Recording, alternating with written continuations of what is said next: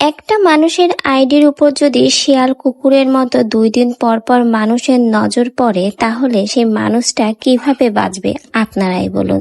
আবারও আখির ID suspend করা হয়েছে, আর সেই নিউজটা এবার আখি নিজেই প্রকাশ করলো। ভাবা যায় 2 দিন পর পর আখির আইডির উপরে এই সকল লোকজন হামলে পড়ে। ভাই, একটা মানুষকে ঠেকানোর জন্য কত কে না করে, তার ইনকাম নিয়ে বারবার টানা হিচড়া করে। আবারও 180 দিনের জন্য আখির আইডি সাসপেন্ড হয়েছে। নিউজটা আখি তার পেজ আখি থেকে শেয়ার করেছে। ভাবা যায় মানুষ কতটা নিচে নামলে বারবার একটা জিনিসের উপর এভাবে হামলা করতে পারে। আখি তার এই পোস্টটা দিয়ে ক্যাপশনে লিখেছে, তবু কি আমি কামড়ায় বারবার আইডিটা নিয়ে যাস।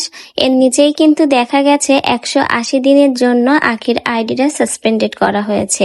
মানে তার ইনকামের উৎসের উপর বারবার এভাবে আঘাত আনে। ছোট্ট একটা বাচ্চাকে নিয়ে এই আইডির মাধ্যমেই কিন্তু আখি এখন ইনকাম করে খাচ্ছে, কিন্তু কিছু কিছু মানুষের সেটা হয়তো সহ্যই হয় না। এজন্য 2 দিন পর পর হামলে পড়ে আখির আইডির উপর।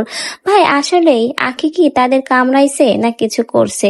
তারাই তো 2 দিন পর পর সোশ্যাল মিডিয়াতে এসে নিজেরাই কামড়াকামড়ি বাঁধায়। আখির ছেলেকে নিয়ে নতুন নতুন ভিউ ব্যবসা শুরু করে, সেটা নিয়েও আখির কোনো মন্তব্য নেই। তারপরেও দেখুন 2 দিন পর পর আখির সেই ইনকামের উৎস, তার ছেলের ভরণ পোষণ ও খরচ চালানোর একমাত্র সোর্স এই প্ল্যাটফর্ম। সেই প্ল্যাটফর্মেই দেখুন বারবার কুকুর বিড়ালের মতো এরা আঘাত হানে। ভাই, এদেরকে আর কিছু বলার নেই। একটা মানুষের মন মানসিকতা কতটা নিচে হলে বারবার তাদের সেই ইনকামের উৎসের উপর এভাবে আঘাত হানে। তো ভাই, আবারও কিন্তু আখির আইডি সাসপেন্ডেড করা হয়েছে। এই নিয়ে প্রায় 7-8 বারের উপরেই কিন্তু আখির আইডির উপরে এভাবে হামলা করেছে। এখন দেখা যাক কবে আইডিটা আবার আখি ফিরে পায়, কারণ এদের কবল থেকে আখিকে এখন বাঁচতে হলে এভাবে যুদ্ধ করেই বাঁচতে হবে। কারণ এরা প্রতিনিয়ত আখির ইনকাম নিয়ে টানা হিচড়া শুরু করবে। কারণ কোনোভাবে যখন একটা মানুষকে দমিয়ে রাখতে পারে না, তখন তার দুর্বল স্থানে আঘাত করতে হয়। এটা এরা খুব ভালো করে বুঝে গেছে। এজন্যই তো